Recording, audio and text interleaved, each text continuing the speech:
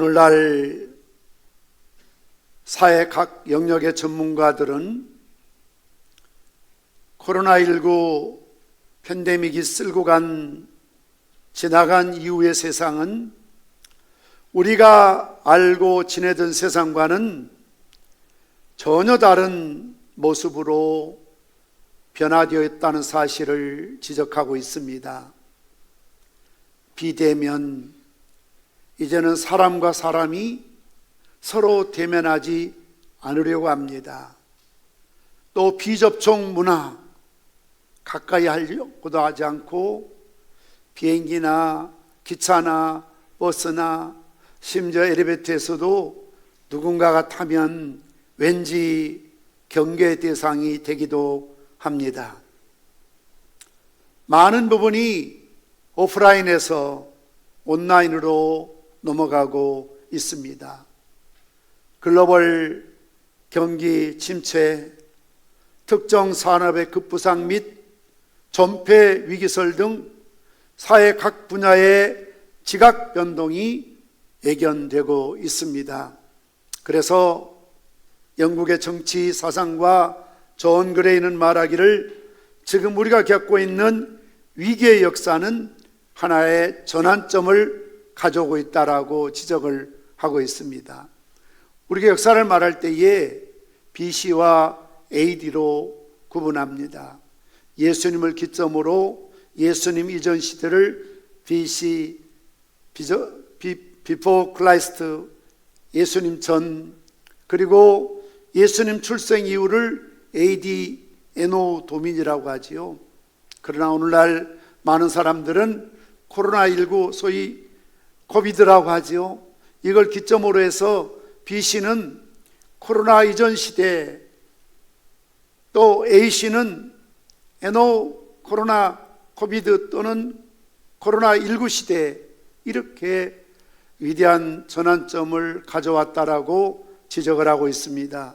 그러면서 존 그레이 박사는 세계화가 정점인 시대는 끝났다. 방역에 최전선에 있지 않는 사람들은 생각을 정리하고 변화된 세상에서 어떻게 살아야 할지를 생각하는 것이 당면한 과제라고 지적을 하고 있습니다. 그러나 우리는 이런 사회 각계각층의 전문가들의 관점과 판단만 의존하며 살아서는 안 되는 것이지요. 하나님의 구속사의 역사의식과 시대마다 하나님께 세우신 종들과 계시의 말씀들을 가지고 시대정신을 가지고 성경적인 관점에서 이 시대를 분별할 수 있어야 한다는 것입니다. 마태복음 16장 3절의 말씀처럼 아침에 하늘이 붉거리면 오르는 날이 굳겠다 하나니 너희가 날씨는 분별할 줄 알면서 시대의 표적은 분별할 수 없느냐 하며 바리새인과 사두개인을 책망하셨습니다. 천기는 분별할 줄 알면서 이 시대를 왜 분별하지 못하느냐라고 안타까워 하신 것이죠. 우리는 하나님의 절대 주권과 하나님의 섭리와 통치 사상을 믿습니다. 우리 개혁주의 보수 신학에서는 이 세상은 결코 우연히 생긴 게 하나도 없다는 것입니다. 어쩌다 보니까 이런 병이 생기고 어쩌다 보니까 또 이런 일들이 생겨나고 그런 관점에서 우연이나 또는 숙명론을 갖고 역사를 보는 것은 결코 아니죠. 하나님의 섭리사관을 믿는 것입니다. 마태복음 10장 29절 이하의 말씀처럼 참새 2마리가 한 낫산을 팔리지 않느냐. 그러나 너희 아버지께서 허락지 아니하시면 그 하나도 땅에 떨어지지 아니하리라. 참새 2마리가 한 낫산에 팔리는 것도 하나님이 허락지 않으면 그 참새가 땅에 떨어지지 않는다는 것이죠. 수많은 참새떼들이 날아다니지만 그 2마리가 팔리고 사고 파는 것도 하나님의 경륜 속에, 섭리 속에, 역사 속에 이루어지는 일이라는 것이죠. 심지어는 너희에게는 머리털까지 다 세신 바 되었나니. 여러분, 이 땅에 어떤 사람이 자기 머리털을 다 헤아리고 살아갑니까? 헤아린들 또 무슨 소용이 있습니까? 어제 내 머리털이 몇 개인가 헤아려 봤더니 밤새 빠지고 또 나고, 계속 이 시간에도 머리털은 내 자신도 모르는 사이에 또 빠지고 있거든요. 또 자라고 있거든요. 그런데 하나님은 머리털까지 헤아림 받으신다는 것은 그만큼 세밀하신 분이다, 섬세하신 분이다, 우리의 심사를 통촉하시는 하나님이시라는 거죠. 개인의 역사, 교회의 역사, 나라 민족의 역사, 세계 역사가 하나님의 손 안에서 움직이고 있다는 것이죠. 그래서 이어서 말씀하고 있습니다. 두려워하지 말라. 너희는 많은 참새보다 귀하니라. 누구든지 사람 앞에서 나를 시인하면 나도 하늘에 계신 내 아버지 앞에서 그를 시인할 것이요, 누구든지 사람 앞에서 나를 부인하면 나도 하늘에 계신 내 아버지 앞에서 그를 부인하리라. 예수님의 제자들은 잡히고 옥에 갇히고 고문을 당하고 출교를 당하고 세상에 손가락질 받고 욕을 들을 수밖에 없었습니다. 두려워하지 말라는 것입니다. 너의 머리털까지 헤아림 받으시고 네가 순교를 당하든 살든지 죽든지 다 하나님의 섭리 속에 손 안에서 일어나는 일들이라는 것이죠. 네가 두려운 나머지, 무서운 나머지 절대 예수를 모른다고 부인하지 말라는 것입니다. 네가 많은 사람 앞에서 나를 안다고 시인하면, 예수를 시인하면 천국에서 아버지 앞에서 너를 안다고 시인할 것이요, 모든 사람 앞에서 네가 나를 부인하면 아버지 앞에서 나도 너를 모른다고 부인하겠다고 경고하셨던 것을 볼 수가 있습니다. 이처럼 하나님은 당신의 목적을 위해서 만물을 주권적으로 다스리는 이것을 통치의 섭리라고 말합니다. 이스라엘의 역사를 보십시오. 아브라함의 역사를 보십시오. 요셉의 역사를 보십시오. 다니엘의 모든 성경에 등장하는 사건을 보십시오. 심지어 에스더 같은 성경에는 단 한마디의 여호와나 하나님 주라는 신명이 없지만 얼마나 세밀하게 교만한 하만을 넘어뜨리고 에스더의 기도를 들으시고 이스라엘을 구원하는 소위 제비뽑기 불임절의 역사를 하나님께서 섬세하게 치밀하게 준비하시고 다루고 계시는 것을 볼 수가 있습니다. 430년 동안 애굽 땅에서 노예 종노릇하던 이스라엘 백성들의 신음소리가 하늘에 사무침에 하나님께서 광야에서 준비한 모세를 보내셔서 이스라엘 백성들을 출애굽 시키지 않습니까? 그래서 아브라함이 약속하신, 조상들이 약속하신 가나안 땅으로 그들을 인도하시는 과정에 놓여 있습니다. 그 당시 애굽 이집트에서 가나안 땅으로 가는 길은 세 가지의 길이 있었습니다. 첫 번째는 북동쪽 쪽의 해변의 길이라는 곳입니다. 여러분 지도에 보시면 시나이 반도, 마치 혀처럼 생긴 저런 반도가 보이지 않습니까? 위쪽이 지중해입니다. 그래서 비아 마리스라고 그래서 해변의 길인데요, 바닷가를 끼고 가는 평지의 길이에요. 제일 빠른 길이죠. 다른 말로 호르수의 길이라고도 합니다. 성경에서는 블레셋 사람의 길이라고도 부르고 있습니다. 출애굽기 13장 17절 18절 말씀 보면 바로가 백성을 보낸 후에 블레셋 사람의 땅의 길은 가까울지라도 하나님이 그들을 그 길로 인도하지 아니하셨으니 이는 하나님 말씀하시기를 이 백성이 전쟁을 하게 되면 마음을 돌이켜 애굽으로 돌아갈까 하셨습니다. 그러므로 하나님이 홍해와 광야길로 돌려 이스라엘 백성을 인도하심에, 우리나라로 말하면 경부선이 서울 가는, 차로 가는 제일 가까운 길이잖아요. 출애굽한 이스라엘 백성들을 장정만 60만이니 어린아이와 여자와 노인을 합치면 200만이 넘거든요. 그리고 그들이 가지고 나온 가축들이 100만 마리가 넘는다고 합니다. 그러면 그 많은 인구를 데리고 가나안 땅으로 가기 위해서는 가장 빠르고 넓고 편리한 길인 소위 해변의 길이 있지요. 비아마리스라는 길이 있습니다. 블레셋 사람의 길이라는 그런 길이 있습니다. 그래서 그 당시에 카라반, 이 무역상들이 수십 명, 수백 명씩 떼를 지어서 바로 실크로드 그 길을 따라서 왕래했다는 것이죠. 정상적인 사람이라면 고센 지역을 출발해서 이집트를 떠나서 가나안 땅에 들어가는 데는 약 4, 5일이면 걸어서 도착할 수 있는 가까운 길이고 편리한 길이고 넓은 길입니다.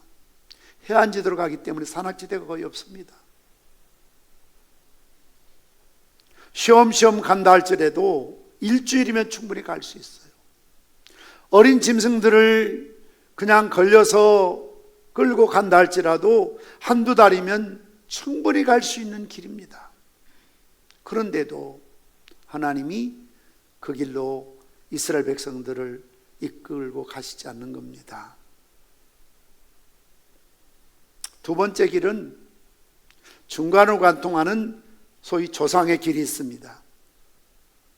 이 조상의 길은 네게부 광야에서 브엘세바에 이르는 가나안 산악지대를 통과해서 가는 길이지요. 조상의 길이라고 해서 가운데로 약간 노란빛으로 이렇게 가는 길인데, 저기에는 소위 네게부 광야를 가야 되기 때문에 산악지대입니다. 그러나 처음 길보다는 좋지 않지만 그 다음 차선책을 택하라면 조상의 길로 가나안에 들어가는 것이 당연한 원리입니다.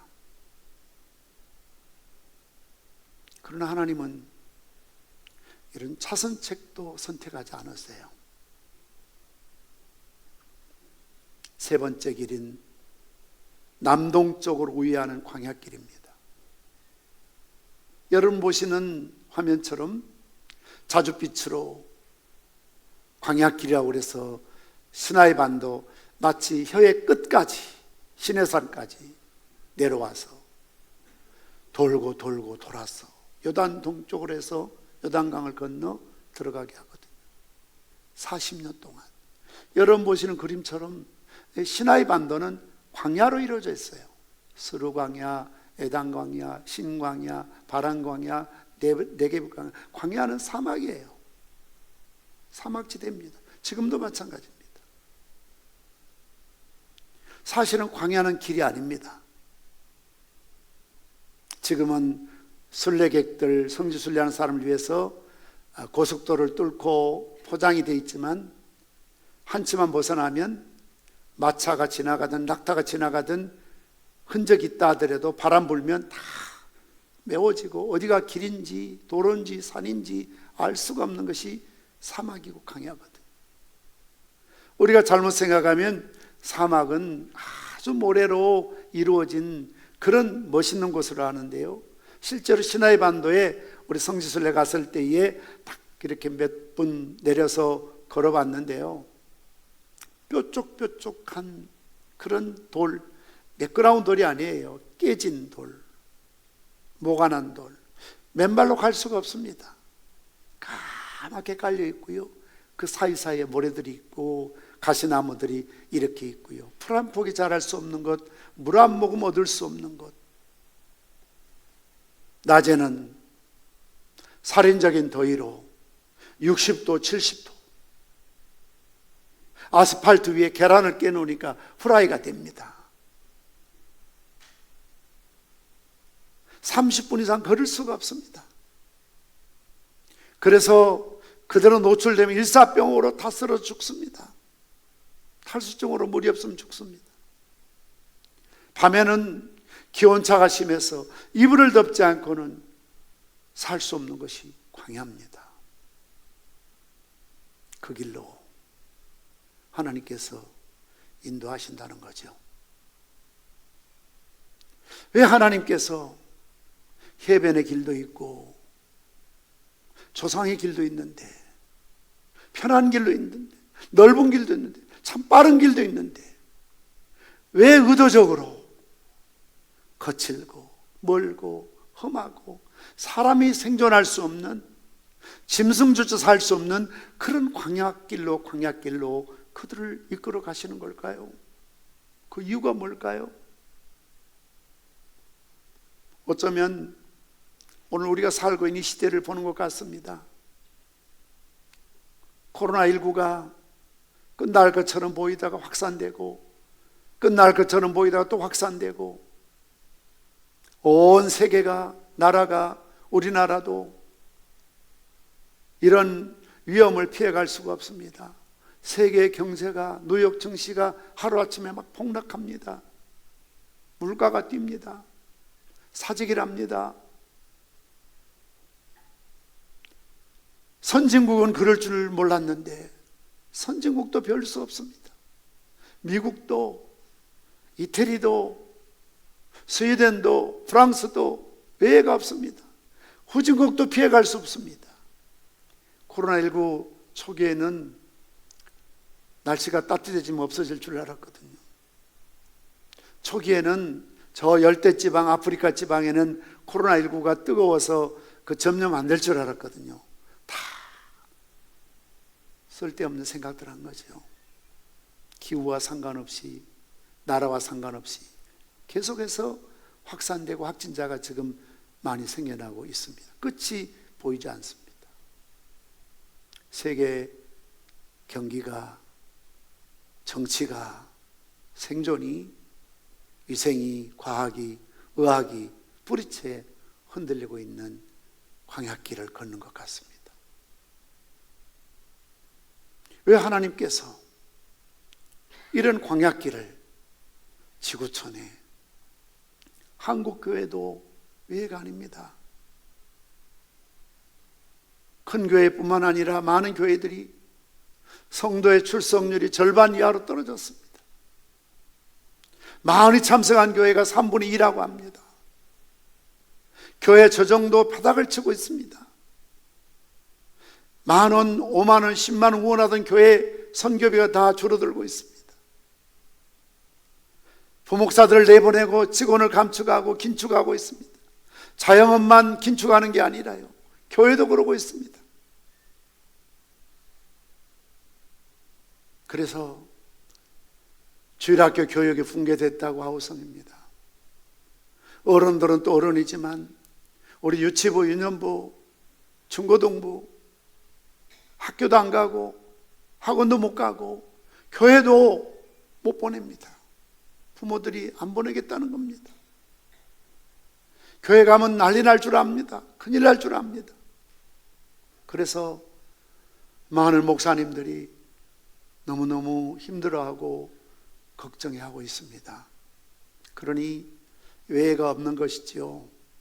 나라든 국가 경제든 지역사회든 어떤 모임이든 자영업을 하는 사람이든 심지어 교회마저도 이런 영향으로부터 결코 자유롭지 못한 거친 광야와 같은 힘든 세월을 우리가 보내고 있습니다.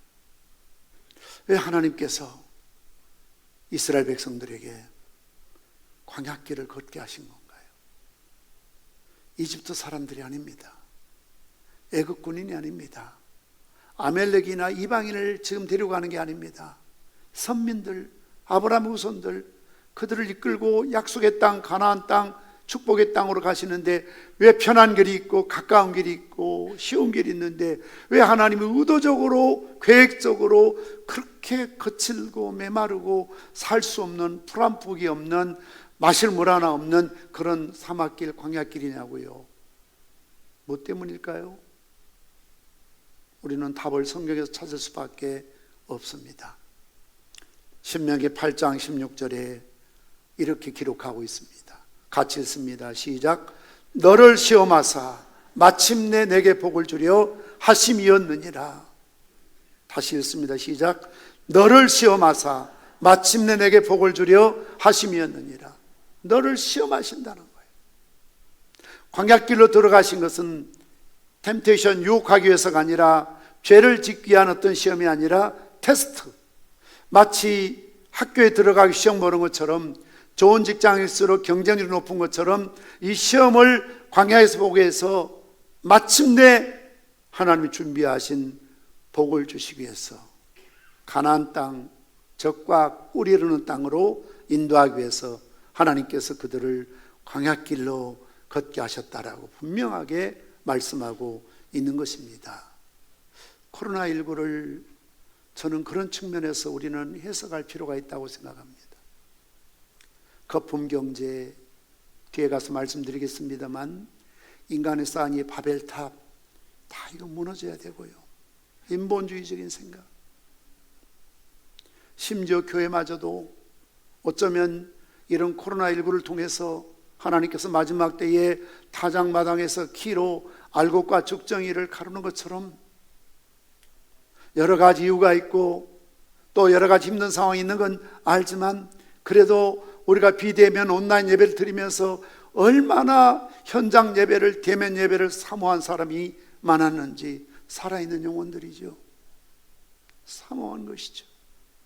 그래서 현장 예배 드릴 때에 다소 위험을 무릅쓰고 힘들지만, 사실 오늘도 제가 여러분들 이렇게 보면 마스크 끼고 예배 드리는 게 얼마나 힘든 일인지 몰라요. 요즘 서울이 좀 좋지 않아서 KF94를 쓰고 기차를 타고 지하철 타고 오르락내리락 하는데 죽을 뻔했습니다. 그래서 약국에 가서 이 듬성듬성한 숨 좀 잘 쉬는 것으로 이걸 바꿨습니다. 쫌쫌한 그거 가지고는 다닐 수가 없어요. 숨을 쉴 수가 없어요. 여러분 찬송가 부를 수도 없고요. 앉아있지만 얼마나 더운지 몰라요. 그래서 우리 뒤에서 평상시에 온도를 1도에서 2도 낮게 지금 틀어줘야 돼요. 지금 4층이 더워서 난리에 부채질하고요. 더 낮추라고요. 이빠이 틀으라고요. 막 추워 죽을 정도로 틀어보라고요. 왜냐하면 마스크 끼고 있으면요, 열이 안 나가니까요. 더운 바람을 계속해서 마시니까 힘들죠. 그래서 하나님 속으로 기도했습니다. 빨리 저놈의 마스크 좀 벗어던지고 옛날처럼 자유롭게 예배드릴 수 있게 좀 해주세요.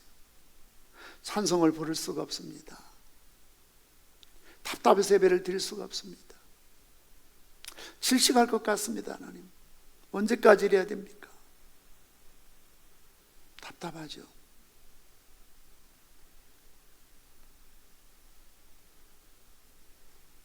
이런 광야길을 걷고 있는 우리에게 코로나를 통해서 알곡과 죽정이를 가르는 것처럼 지나친 두려움, 조심해야 되지만 두려움 때문에, 염려 때문에 교회 안 가려고 하고, 심지어 어떤 사람들은 이제 온라인 예배, 온라인 헌금에 익숙해서 굳이 힘들게 교회 가서 덥고 추운데 힘들게 교회 갈 건 뭐 있느냐, 온라인으로 예배 드리지. 그래서 어떤 설교학자가 얘기했어요. 앞으로 한국교회 살아남는 교회 누구냐? 온라인 설교를 잘하는 교회는 살아남고 온라인 설교 못하는 교회는 이제 추락하고 문 닫을 수밖에 없다. 이런 추세가 됐어요. 마치 TV에 잘생기고 노래 잘 부른 그런 트롯 가수는 살아남고 못생기고 노래도 못 부르는 가수 이제 아예 그냥 흔적도 사라지는 것처럼, 앞으로 목사님들도 연예인처럼 그냥 교인들에게 온라인 설교 잘하고 잘 웃기고 잘 울리고 잘생기고 찬양도 잘하고 이런 걸 잘하는 목사들을 선호하지, 그의 사역이나 기도나 영성이나 삶은 별로 관계하지 않는다는, 비대면 예배 약점이 거기 있는 거 아닙니까? 그래서 점년될까 두려워서 교회 못 오고, 비 온다고 교회 안 오고, 춥다고 안 오고, 덥다고 안 오고, 아프다고 안 오고, 누가 가지 말라는 데도 안 오고, 그래갖고 이거 어떻게 교회를 다니겠냐고요. 따라서 합시다. 죽으면 죽으리라. 죽고자 하면 살고, 살고자 하면 죽습니다. 우리가 국가에서 지정한 이런 사회생활 거리두기, 또 마스크 쓰기, 손 씻기, 열 체크하기, 식사할 때도 좀 거리두고 조심해야 되죠. 서로를 위해서 조심해야 됩니다. 나를 위해 마스크를 쓰는 것이 아니라 너를 위해서 불편하지만 내가 마스크를 써야 될 때가 있지 않습니까? 지켜야지요. 그러나 지나친 나머지 교회 가면 큰일 날 것처럼, 병에 걸릴 것처럼, 죽을 것처럼 지나친 공포심과 두려움은 결코 신앙인의 자세가 아닙니다. 코로나19 때문에 여러분들처럼 어떻게 해서든지 교회 나와서 예배드리는 사람이 있지만 오늘도 우리 평산교회 나오지 않고 온라인이나 또 다른 사이트에 찾아서 집에서 설교나 듣고 은혜 생활하려고 하는 사람들이 너무나 많아서 참 걱정들을 많이 합니다. 자칫하다간 이러다가 한국교회가 무교회주의자들이 생겨나는 거 아니냐. 교회 필요 없다 이제. 인터넷을 통해서 예배드리고 설교 듣고 성경 공부하고 온라인 헌금 드리고 그러면 끝나지 꼭 모여야 되느냐? 모이려고 하지 않아요. 그러나 우리는 두세 사람이라도 내 이름으로 모인 곳에 함께 하시겠다는 주님의 약속을 믿고 현장에 나와서 주님 앞에 몸과 마음을 드리며 신령과 진정으로 예배해야 될 줄 믿습니다. 이런 광야길을 걷게 하신 시험 과목 3가지가 있습니다. 첫째는 신명기 오늘 8장 1절 말씀 우리 한번 같이 읽도록 하겠습니다. 시작. 내가 오늘 명하는 모든 명령을 너희는 지켜 행하라.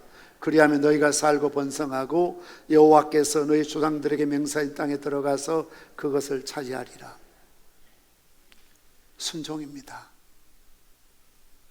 내가 명령하는 모든 명령을 지켜 순종해서 행하라는 겁니다. 그리하면 네가 살고 번성하고 약속의 땅에 들어가 그 땅을 차지하리라 말씀하고 있습니다. 하나님께서 우리를 광야길로, 거친 길로, 이런 질병이나 시련이나 핍박이나 고난이나 실패나 역경의 길로 인도하신 것은 바로 그 현장에서 하나님 말씀을 지키는지 안 지키는지 테스트해 보시겠다는 거예요. 평상시 몰라요. 건강할 때 모릅니다. 편안할 때 모릅니다. 사업이 잘 되고 시험이 없고 문제가 없을 땐 전혀 몰라요. 그러나 예수님 말씀처럼 비바람이 불고 창수가 나면 기초가 반석인지 모래인지, 신본주의적인 신앙인지 인본주의적인 신앙인지, 종교인인지 참된 믿음의 강한 그리스도의 군사로 살아가는지 금방 탄로나고 드러나지요. 그게 광야길입니다. 그래서 2절 하반절 말씀에서도 너를 시험하사 내 마음이 어떠한지 그 명령을 지키는지 지키지 않는지 알려 하심이라. 하나님은 어떤 귀한 선물을 주실 때에 항상 고난의 보자기에 싸서 주신다는 말이 있습니다. 이 세상에 참으로 귀하고 좋은 것들은 거저 얻는 것이 없습니다. 모두가 고난을 통해서 주어진 결과물들이죠. 우리 귀여운 아이들도 10달 동안 엄마 뱃속에서 얼마나 입덧을 심하게 하고 태어날 때 힘들게 태어나고 자랄 때 힘들게 자랍니까? 그래서 우리 멋진 아들들, 딸들이 되는 것 아닙니까? 거저 얻은 거 아니잖아요. 그래서 귀한 자식이잖아요. 내 눈에 넣어도 아프지 않을 자식들이잖아요. 힘들게 태어났고 힘들게 키웠으니까요. 진주를 보더라도 조개 속에서 얼마나 긴 세월 동안에 그 아프고 상처나고 그런 것을 통해서 쌓이고 쌓여서 결국 영롱한 하나의 진주를 얻을 수 있지 않습니까? 성공도 고난 중에 얻은 성공이라야 참으로 가치 있고 의미 있는 것 아닙니까? 거품 경제, 하루아침에 떼부자 된 사람은 하루아침에 망할 수 있어요. 그러나 느긋하게 평생에 좀씩 모아서 부자 된 사람은 나중에 어려워도 하루아침에 그렇게 무너지지 않지요. 그러므로 누가 지혜 있는 성도입니까? 광야길을 걸어갈 때에 홍해 앞버서나 물 없는 사막을 지나거나 큰 산에 가로막혀 있어도 하나님께서 예비하신 반드시 큰 축복이 있다는 것을 믿고 소망하면서 말씀에 순종하는 길을 가야 될 줄 믿습니다. 오늘 우리는 참으로 좁은 길, 협잡한 길, 눈물 없이 못 가는 길, 피 없이 못 가는 그 길을 가고 있습니다. 설교에 우리가 부를 텐데요, 내일 일은 난 몰라요. 하루하루 살아요. 내일 일은 난 몰라요. 하루하루 살아요. 불행해나 여행함도 내 뜻대로 못해요. 험한 이 길 가고 가도 끝은 없고 권해요. 주님의 스팔레미사 내 손 잡아주소서. 저는 중학교 때 안희승 여사가 쓴 내일 일은 난 몰라요, 이 책을 읽었습니다. 책 뒤에 내일 일은 난 몰라 이 가사가 붙어 있었는데요, 일제시대에 얼마나 광야길, 고난의 길, 핍박의 길을 심했는지 손톱이 다 빠지고요, 눈썹도 빠지고 이빨도 다 빠지고 눈도 멀어요. 얼마나 고문을 당하는지 비참해서 견딜 수가 없어요. 서대문 교도소에 예수 믿는 사람 잡아다 놓고 몽둥이를 때리고 발길질하고 고문하고, 그러니 내일 일을 알 수가 없어요. 불행이나 여행함도 내 뜻대로 할 수가 없어요. 험한 길 가고 가도 끝이 없고 고뇌요. 그러니 하루하루 주님만 의지하고 살아갈 수밖에 없는 그 처절한 현장이죠. 그래서 저는 그 책을 읽다가 눈물 나면 뒤에 이 내일 일을 난 몰라요 또 부르고, 또 앞으로 돌아가서 책 읽다가 너무 가슴이 미어질 정도로 아프면 또 내일 일은 난 몰라요 부르고 불렀어요. 힘들다고, 어렵다고, 답답하다고 불평하지 마십시오. 원망하지 마십시오. 이스라엘 백성들이 범한 가장 큰 죄는 원망이었습니다.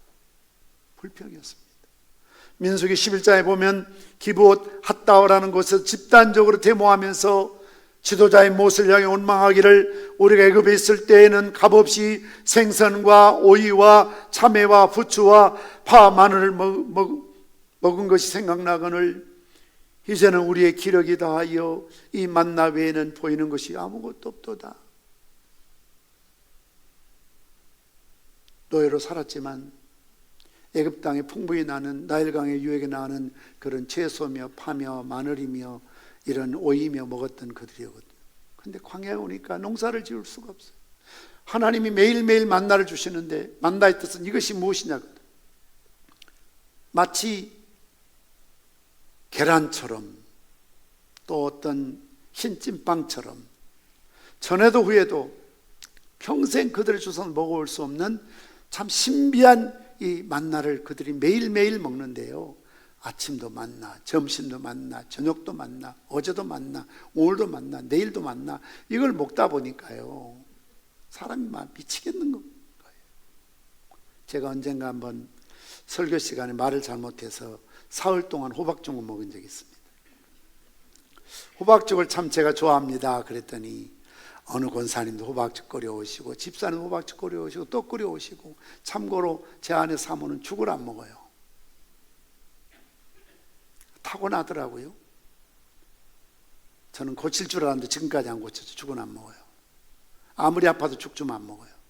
근데 에린이가 저 할머니 닮아가지고요, 태어나서 이유식을 안 했어요. 이유식을 입에 넣으면 혓바닥 밀어내요. 밥을 주면 먹는데 희한하더라고요. 근데 내가 그랬어요, 아, 이건 타고나는구나, 체질이구나. 성도들의 땀과 사랑으로 정성껏 쏘온 참 제가 좋아하는 맛있는 호박죽인데 아침도 박죽, 점심도 박죽, 저녁도 박죽. 그걸 또 누구 주거나 버릴 수도 없잖아요. 그 다음 날도 아침도 박죽, 점심도 박죽, 저녁도 박죽. 한 사흘 호박죽 먹으니까 입에서 호박 냄새가 나요. 여러분 회에 나가 보십시오. 옛날에 우리 목사님들 갔는데요, 자기는 서양 음식 체질이라나요? 꽤 긴 시간이었는데 아무것도 준비 안 해왔어요. 오늘도 고기, 내일도 고기. 계속해서 서양식으로 먹으니까 한 일주일 지나니까 느끼하다고 그래요. 그래서 저희들이 준비한 컵라면 2개를 목사님 사모님 드렸더니 저녁 식사하시고 숙소에 호텔에 들어가서 그걸 끓여 먹었는데 지금도 가끔 만나면 그 이야기예요. 그보다 맛있는 음식이 없더라는 거예요. 한국 사람들은 그래도 된장국이나 김치를 한 번쯤 이렇게 먹어줘야 느끼한 게 없어지잖아요. 이스라엘 백성들이 그랬어요. 아무리 좋은 만나도 한두 끼니지, 하루 이틀이지, 매일 아침마다 만나만 주시니까 그걸 걷어다 먹으면서 처음엔 이게 뭐냐 맛있고 신기했는데 이게 한 달이 지나고 세월이 지나니까 이제는 그들이 실증이 났어요. 그래서 뭐라고 그래요? 애굽의 종으로 있을 때는 값없이 생선과 오이와 참외와 부추와 파와 마늘을 먹어서 참 좋았는데 이제는 그게 없으니 기력이 쇠하다. 옛날 개혁 한글에서는 정력이 떨어졌다 그렇게 표현해요. 정력이 다 떨어졌다. 만나 외에는 보이는 것이 없다. 그러면서 먹는 문제 때문에 예나 지금이나 항상 교회 시끄러운 데는 두 군데예요. 부엌과 차 안이 시끄러워요. 부엌 목회 잘하고 차량 목회 잘하면 성공한대. 늘 차 때문에 시험 들어요. 조금 늦게 왔다고 그냥 먼저 탄 사람이 입대 갖고 교회 떠난 사람 많아요. 제발 좀 그러지 마세요. 왜 이렇게 늦게 왔느냐고 하고 뭐라 하고 항상 부엌이 시끄러워요. 이스라엘 백성들도 역시 인간을 가진 몸이었기 때문에 먹는 문제 때문에 불평했습니다. 그러나 고린도전서 10장 10절에 뭐라고 말합니까? 같이 했습니다. 시작. 그들 가운데 어떤 사람들이 원망하다가 멸망시키는 자에게 멸망하였나니 너희는 그들과 같이 원망하지 마라. 좁은 길을 걷고 광야길을 걸으며 제일 조심할 것은 불평과 원망입니다. 코로나19로 이혼율이 급증하고 있다고 합니다. 집에만 있게 되니까 답답하지요. 남편들이 실직하지요. 돈 못 벌어오지요. 아이들이 학원도 안 가고 학교도 안 가지요. 저들끼리 또 형제끼리 싸우지요. 그러니 부부싸움이 많아지고 스트레스가 쌓이고 가족 간에 불화하면서 환장한다. 미치겠다. 못 살겠다. 헤어지자. 그래서 코로나19 이혼율이 급증한다는 거예요. 지난 주일에 싸우신 분들 회개하고 돌아가시기 바랍니다. 애들 때문에 싸우고 남편 때문에 싸우고 안 도와준다고 싸우고 못한다고 싸우고 오늘 아침에 저도 나름대로 한다고 도운다고 도왔지만 그게 마음에 듭니까? 설거지해도 제대로 정리 안 되고 뭐가 제대로 됩니까? 못해요. 죽었다 깨어나도 여러분의 아내를 만족하게 그렇게 해줄 사람 없어요. 그러면서 불만이 쌓이죠. 저는 우리 교인들 가운데 혹여나 코로나19 이혼자가 나올까 두렵습니다. 세상은 지금 난립니다. 남편 돈 벌어 오지 못한다고 나가라고 하고 남편은 갈 데가 없고 늘 집에 TV만 보고 있고 들어누워 있고 안 치우지요, 안 씻지요. 그러니 부인들이 폭발하고 아이들 갈 곳도 없지요. 학원도 안 가지요. 학교도 못 가지요. 그리고 집에서 늘 또 TV 갖고 서로 싸우고 자기들끼리 싸우고 그러니 엄마가 그냥 폭발하고 험한 말하고 가족 간의 불화가 생기면서 이혼율이 급증한다는 거죠. 여러분 코로나19의 광야길이에요. 우리 현장이에요. 이럴 때 우리가 조심해야 됩니다. 불평하지 마십시오. 원망하지 마십시오. 바로 이 현장에서 하나님 말씀대로 지키고 감사하고 기도하고 기쁨으로 하나님을 섬기시는 성숙한 그리스도인이 되시길 바랍니다. 절대 여기에 넘어지면 안 됩니다. 시험에 빠지면 안 됩니다. 그것을 교훈하기 위해서 우리에게 광야길의 여정을 보여주신 것입니다. 두 번째는 겸손입니다. 2절 3절에서도 반복해서 너를 낮추시며 라고 말하고 있습니다. 하나님이 제일 싫어하는 것은 교만한 자입니다. 하나님이 교만한 자를 싫어하신 이유는 교만은 마귀의 본질이기 때문에 그렇습니다.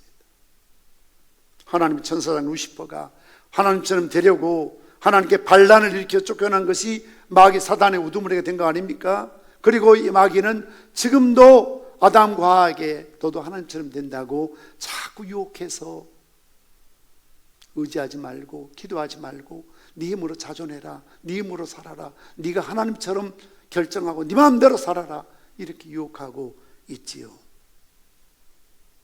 잠언 16장 5절 말씀 보면 무릇 마음이 교만한 자를 여호와께서 미워하시나니 피차 손을 잡을지라도 벌을 면치 못하리라. 잠언 16장 18절 말씀에서도 교만은 패망의 선봉이요 거만은 넘어짐의 앞잡이라고 말씀하고 있습니다. 하나님은 사울 왕이 겸손할 때 들어쓰셨지만 교만할 때 버리셨어요. 패망의 사람이 되었습니다. 오늘날에도 겸손했던 목사님들, 장로님들, 부흥강사들 그 시대에 하나님 높이 들어쓰셨지만 이상하게 교회가 부흥하고 목회가 잘 되고 나이가 들고 정상에 서면 자신도 모르게 교만해지거든요. 그래서 하나님으로부터 버림받은 말로가 노후가 비참한 부흥강사들, 신유의 은사들, 목사님들, 장로님 얼마나 많은지 몰라요. 하나님 버리신 거죠. 그 이유는 딱 하나예요. 교만했기 때문입니다. 오늘날 코로나19에 우리 세계가 무너지고 있죠. 인본주의, 과학의 바벨탑, 의학의 바벨탑, 지식의 바벨탑, 한마디로 인본주의 바벨탑이 하늘을 찌르는 것처럼 인간의 마음만 먹으면 아무것도 장애가 없을 줄 알았어요. 그러나 어이없게도 그 바이러스 하나 제대로 규명하지 못하고 바이러스 백신 하나 만들지 못하고 치료약 하나 못 만들어서 미국이든 캐나다든 영국이든 프랑스든 그 과학의 나라 독일이든 싸그리 다 무너지잖아요. 과학자들도 별 수가 없어요. 의사들도 코로나에 걸려 죽어요. 백신을 만들고 치료약을 만든들 또 변종 코로나 생기면 못 따라잡아요. 인간의 무능함이죠. 뭘 느껴야 됩니까? 인간의 지식의, 과학의, 의학의 바벨탑으로 하나님의 존재를 부정해버리고 인간의 마음만 먹으면 하나님을 살아갈 것 같은 이 교만함이 코로나의 코비드의 바이러스 앞에 주저앉고 무너지는 거죠. 대통령도 과학자도 재벌도 외회가 없습니다, 여러분. 의사도 과학자도 외회가 없어요. 알 수가 없어요. 얼마나 인간의 무능한 한계를 느낍니까? 이 첨단의 과학의 시대에 이 백신을 못 만들어서 치료약이 없어서 죽어가다니요. 이렇게 두렵다니요. 자존심 상한 트럼프는 마스크도 안 끼잖아요. 참모들이 제발 좀 마스크 좀 끼고 어디 돌아다니라고 아우성입니다. 왜요? 내가 미국의 대통령인데. 그러나 그러다 큰일 나요. 자칫했다간 백악관에 코로나 들어가면 쑥대밭이 될 수가 있습니다. 대통령이라고 그래서 건강하다고 그래서 부자라고 그래서 많이 배웠다고 그래서 피해가는 게 아닙니다. 광야에서 얼마나 그들의 하나님 없이는 살 수 없다는 것을 뼈저리게 느꼈기 때문에 겸손해야 된다. 겸손은 존귀의 앞잡이죠. 세상은 높아지는 연습하는 곳이라면 교회는, 기독교는 낮아지는 연습하는 곳이 기독교라고 말씀하고 있습니다.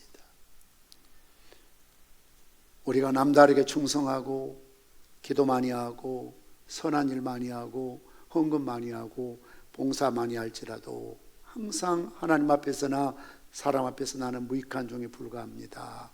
내가 해야 할 일을 할 것뿐입니다. 겸손해야 됩니다. 마지막 세 번째로 광야길의 시험 과목은 믿음입니다. 3절 말씀 우리 함께 읽겠습니다. 시작. 너를 낮추시며 너를 줄이게 하시며 또 너도 알지 못하며 내 손 알지 못하던 만나를 내게 먹이신 것은 사람이 떡으로만 사는 것이 아니요 여호와 입에서 나오는 모든 말씀으로 사는 줄을 내가 내게 알게 하려 함이라. 4절의 말씀 보면 이 40년 동안에 내 의복이 헤어지지 아니하였고 내 발이 부르트지 아니하였느니라.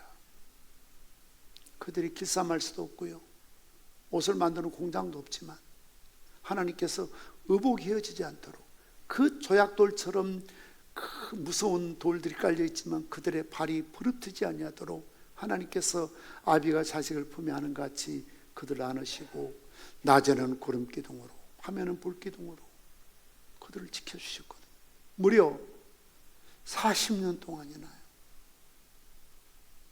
한순간도 구름기둥이 불기둥이 떠난 적이 없고요, 단 하루라도 만나를 안 주신 적이 없고요. 그럼에도 불구하고 그들은 하나님을 의심했습니다. 구름기둥 밑에 살면서도 하나님의 존재를 의심하고 날마다 불기둥을 바라보면서도 하나님이 정말 살아계시는가 의심하고 믿지 않았습니다. 어떻게 광야에서 40년 동안 200만이 넘는 사람들과 100만여 이상의 가축들이 생존할 수 있을까? 오늘날 과학으로도 증명할 수 없대요. 그래서 못 믿는 사람들이 자꾸 신화라고 그래요.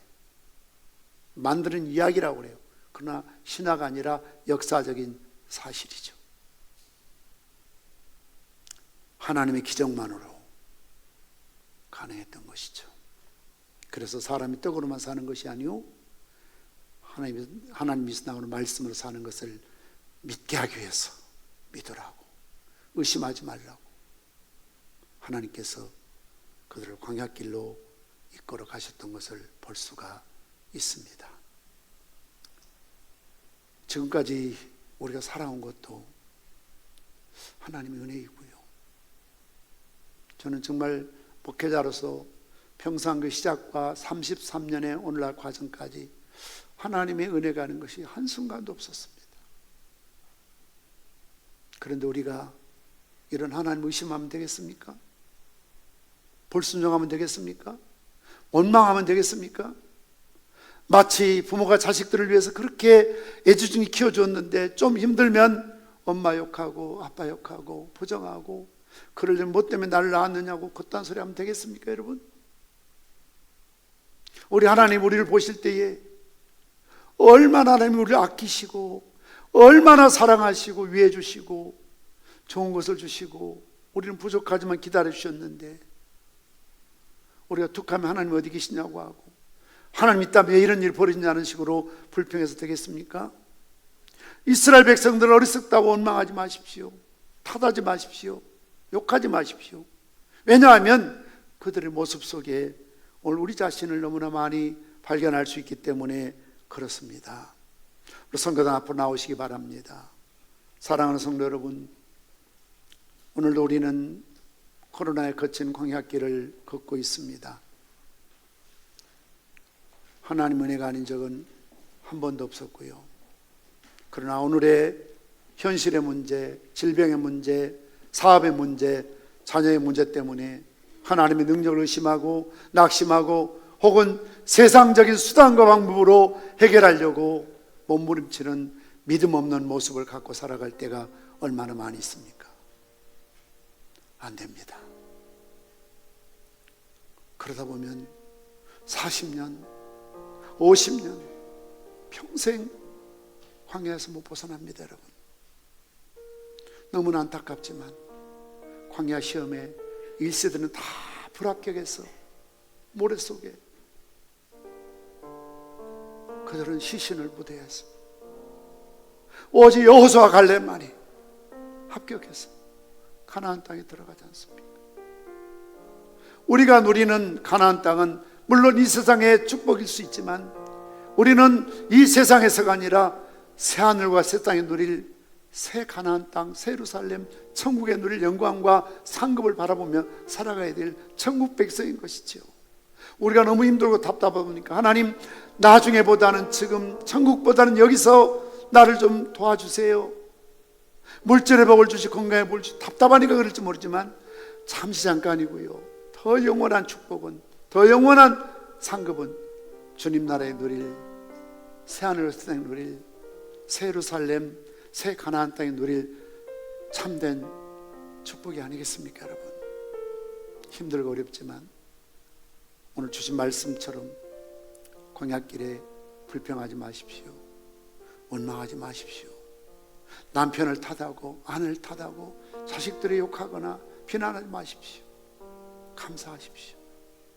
순종하십시오. 무엇보다 겸손해야 됩니다. 겸손해요. 하나님의 능력만 믿는 믿음으로 살아가야 될 줄 믿습니다. 너를 시험하사 마침내 내게 복을 주려 하시면느니라. 마침내 시험을 위한 시험이 아니고 광야를 위한 광야가 아니고 광야가 끝나면 반드시 하나님이 약속하신 가나안 땅에 저와 여러분들을 들어갈 수 있는 축복을 주실 줄 믿습니다. 오늘 주신 말씀 가슴에 품고 결단함의 합심으로 기도하는 시간을 갖도록 하시겠습니다.